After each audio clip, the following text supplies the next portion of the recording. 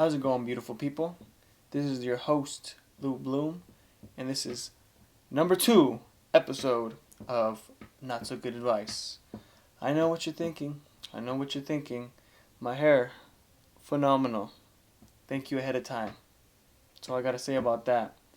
This show is a very simple show, not complex, not not too much going on. It's just me giving, shitty advice. Good advice, bad advice, smart advice, dumb advice, you name it, I'll give it. And this is the advice show, not so good advice. So, if you have any questions, comments, or concerns, don't be afraid to comment. Don't be afraid to like it. And please don't be afraid to send that message, that question, to my email, notsogoodadvice19@gmail.com. So, without further ado, let's get into it. I got a nice, short and sweet one from not too young, but definitely not old woman. And her question is, would men still want to date or marry me at 34? This is a fairly simple question. I mean, it's really depends on you, but hold up, let's read. I'm going out of topic, off topic. Let's read. I recently got out of a 7-year relationship at the age of 33. He has been my first boyfriend slash relationship. Yikes. Right now I'm not looking to date, but when I do, would men at my age still be open for marriage and children? Question mark. Okay. I mean, you're not old. For sure you're not old, but you're definitely not young. But I'd say you're younger than older. To me, old is like 50. That's old to me. Because nowadays, 30 is the new 20, 40 is the new 30, 50 is the new 40, especially if you take care of yourself. Right now, the medical technology so advanced that if it doesn't take much to take care of yourself, and if you do everything you got to do, you will age gracefully. I'm a firm believer in that. Let's keep reading. I don't have any children, but I would like them very much. I bet you would. I want to be a wife and a mother, but I'm scared that at my age, no one would want me. Edit. I'm 33 now, turning 34 next year. The reason why I wrote if men would date me at age 34 is because I will take some time to heal. I most likely be ready to date again next year. I feel that, especially after a 7-year relationship. I mean, that's realistic. I used to think you don't really need to heal, or I used to think a few months of just going out, partying, doing what you want is a healing phase. Oh no, I was wrong. That's not how it works. No, it's not how it works. Especially 7 years. Especially 7 years. I'm not gonna lie. I'm not 33, but I was in a lengthy relationship myself. Kind of like the same length of or duration of your relationship. I wasn't 33. Thank God. No offense, but yeah. And I would always hear people say it takes half the amount of time you were in that relationship to heal properly or feel healed. And yeah, 3 years later, I finally feel normal. So, but you gotta walk through that fire, and as long as you do it in a healthy way without hurting yourself or anyone else, you're doing the damn thing, and that's what it's all about. So, would men still want to marry or date me at age 34? Yes, of course. What the heck? Why not? Why not? But if this is your first boyfriend slash relationship, that's a tough one because you're not a spring chicken, but and you're kind of new to the dating game. Like, welcome to the world of the game, and the game is different from men and women, but you're not a pretty young girl anymore on top of the world. But 33, 34, that's not old. You still got a lot of time. I would take your time to heal. Get your family close to you. You get a good friend circle, have healthy hobbies, get your mind off it, but don't run away from it. And don't try dating and doing other stuff. I mean, what do I know? But yeah, don't run away from it. You're gonna have to like face it, face the music, start dancing, and let it all just take it all in with open arms, and it's gonna hurt. But then at the end, you'll be all right. But welcome to the game of dating because you're gonna deal with a lot of bullshit. You're gonna have to push. At least for me, you're gonna have to push away a lot of dirt, a lot of mud, to find tiny little gems, tiny little pieces of gold, and if you're lucky, bam, you find a diamond. And you keep that. Don't lock it away. I mean, you keep it and you lock it away. But yeah, I mean, that's that's not too bad, but 34, I think the biggest impact or change or shock you're going to have is the being introduced to the dating game because that was your first boyfriend. Damn. Yeah, I don't know how soon or recently you broke up, but make sure to go through that no contact phase. For real. Make sure to go through that no contact phase. Okay, next question. What trait in an ex-girlfriend did you see that stopped you from seeing her as a long-term option? Let me read that again because I'm kind of retarded. What trait in an ex-girlfriend did you see that stopped you from seeing her as a long-term option?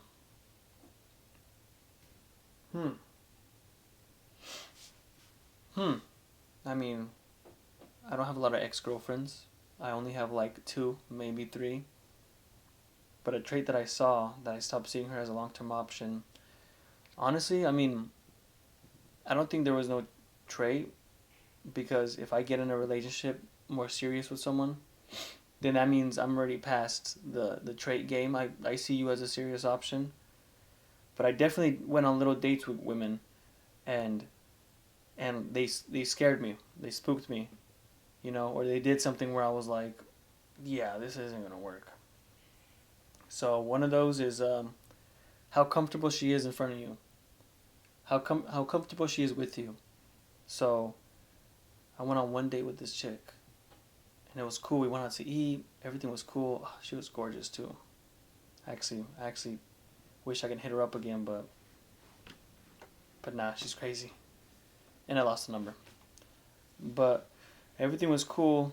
But somewhere along the line, I said some stupid joke because I think I'm funny sometimes, but it was really harmless.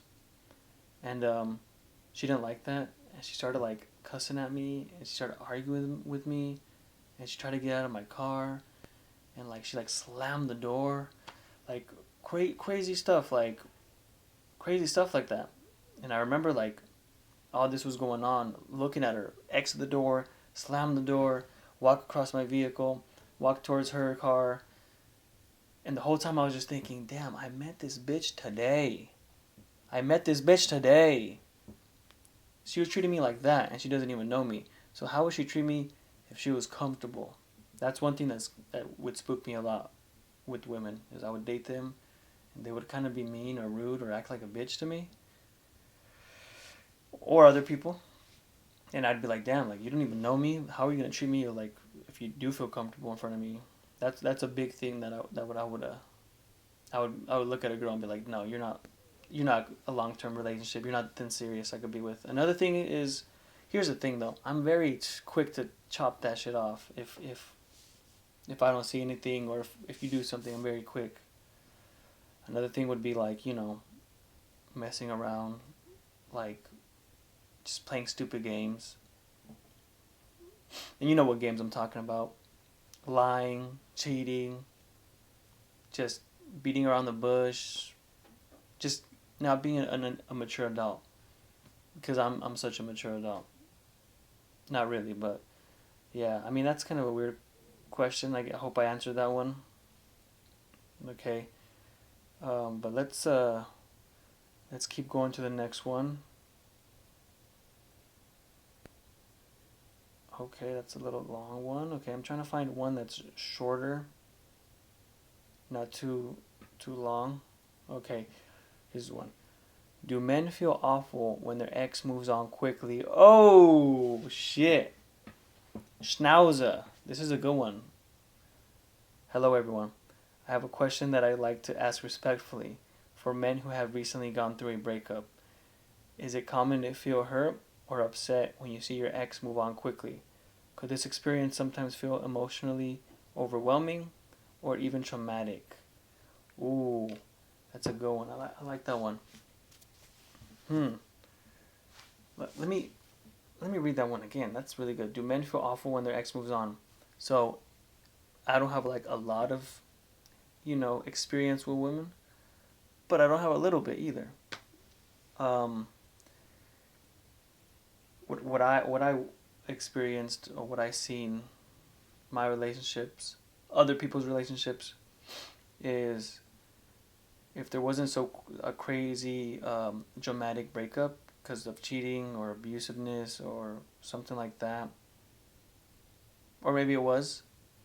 A lot of times, the women, if the guy doesn't break up, the women are already like mentally, spiritually, emotionally, financially, maybe I don't know, but they're already disconnected and like they moved on already, and it's just how they function. I think that's just how they work. It's like a survival mechanism. Guys, we're kind of dumb. We'll stick in that relationship till the end and be like until like something serious happens.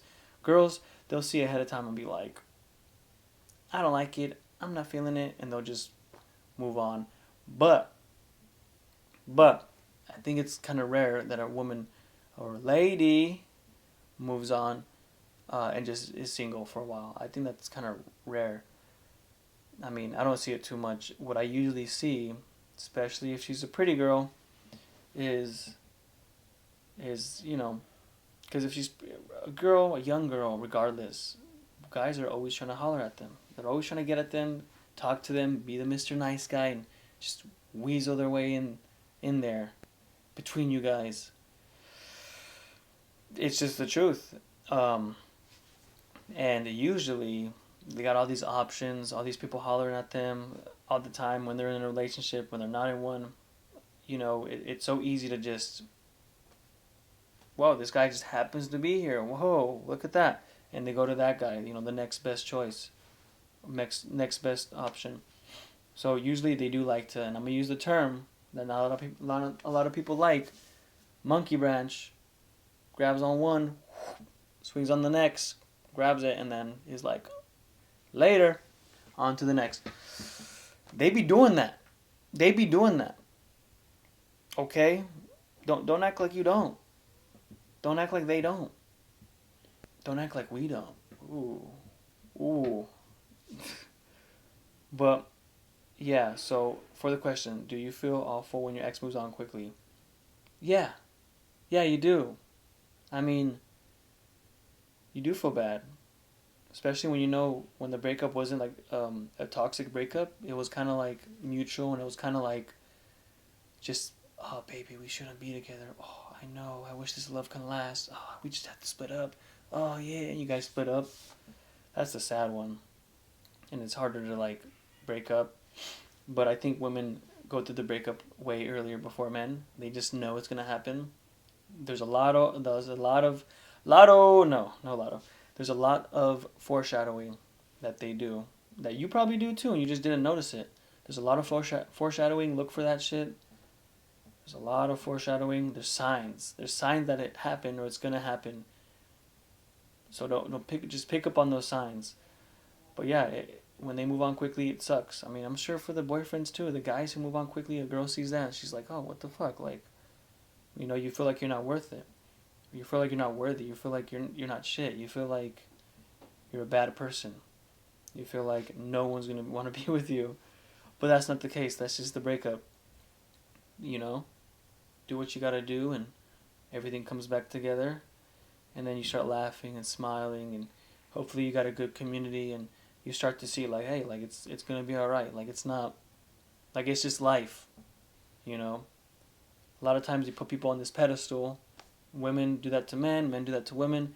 Put them on a pedestal, and then when it doesn't work out, we're like, oh, what the fuck? That was my world. That was everything. But we have to realize that it's not everything. You're everything. Unless you got kids, and then your kids are everything, or you have this crazy, passionate, like, love for your hobby or passion that you're into. That's everything. But it's not everything. It's all perspective. And at the end, don't hurt yourself or anyone else. You'll be alright. On to the next one. Okay, let's see. Giving birth ruined me. This one's a little longer, but let's see this one. I'm so fucking tired and angry. My son is nearly 8 months, and I'm still experiencing intense pain from this stupid fucking C-section. That wasn't even planned. I'm fucking exhausted. I hate my whole self. I hate being so angry and tired. My whole body feels like it's failing me. It's just one thing after another. I hate that this has ruined ever having another kid. I hate that I could never go through this again. I hate that no one understands me. I hate those stupid cunts who did the C-section. I hate the midwives that left me with a soaked through bandage for hours. I hate that I've had to pay out hundreds to be actually seen by someone who will listen. I hate that I'm having to go out to gender reveal for one of my closest friends and act like it isn't killing me, having to stand there and watch her announce the gender of her second kid. I hate that I'm selfish like that. You hate a lot of shit, but I get it. You just had a kid. Well, I never had a kid, so I don't truly get it. Okay, let's just read on. I hate that it's making me sad looking for a gift for her when all I want is to be happy for her and all she has achieved. I want to cut out all the bad that's been done to me and leave only the good. I want to make myself better not only for me, but for my son, and no one seems to understand how hard I try every fucking day to just get out of bed. I truly believe this will be the death of me. That is all. Thank you. Whew. God damn, that made me depressed. Fuck. Shit. And they have an edit note right here, but damn. That went like, damn, okay. I'm gonna try to answer this the best I can. So, you said my son is nearly 8 months. So what? You had your kid 8 months ago, not even a year ago. Damn. I mean, I'm not gonna look. I gotta give an NPC clap to all the women out there, all the women, all the mamas that have kids and go through that strength because okay, stupid fact or example, but I like to take interest in a lot of what's it called, the pre-Hispanic Mexican culture, you know, like Chicano art, Aztecas, Mayans, uh, Olmecs, all those. And one of the Aztecs would say, and the Mayas would say that when a woman gives birth, they're going through war.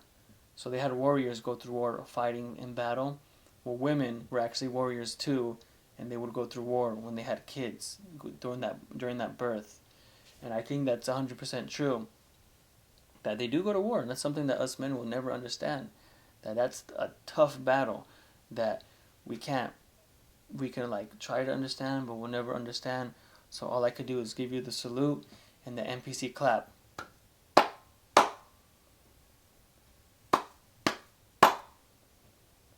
That's the NPC clap for you. The NPC clap for all the women out there having babies, especially my mom too. Shout out to her. But honestly, you had your kid 8 months ago. What I think it is just, isn't it like postpartum, like something like that when you have a kid and you like feel like emotional and crazy, like you love it but you hate it and you hate life. Excuse me. So, I mean, like, I think that's what it is. You're having that feeling because it took a lot of energy, a lot of like nutrients, like a lot of just blood, sweat, tears, piss, shit, whatever else happened in that room to have that kid. Especially the C-section. I was a C-section baby. It wasn't planned either, but I was actually a bridge baby. So the doctor was like, "Hey, let's slice that bitch up. Let's cut it open. pull them out. And they did that. They pulled me out. They pulled me out of that bitch like almost like a pound cake. Just pulled that shit out. Cut that C-section. I was the only. I'm one of 4 kids. I was the only C-section, and I was the last one. If that means anything, but yeah, I mean, I think that's what it is. Is you're just tripping out because you just had a kid, and I don't know if it's your first kid, but yeah, I mean that's what it is. I think you should try your best to like be healthy, and honestly, don't go to the fucking gender reveal. Don't go to those things if you feel that way. Like if you're feeling like shit, stay in the house, stay in bed, heal, do what you gotta do to heal, and get better. You know, if you got your baby daddy, your husband, boyfriend, tell him, hey, help me out, motherfucker. What the fuck? Like, help me out on this. You know, he should be there. Like, kind of like he didn't go through war. He didn't have birth, so he should be helping you. Let's read this edit. Hello, didn't realize I'd get so many people commenting here. I do see a psychologist as I was diagnosed with PTSD due to my C-section. They have tried me on antidepressants. They didn't make any difference for my anger. Wait a year or two.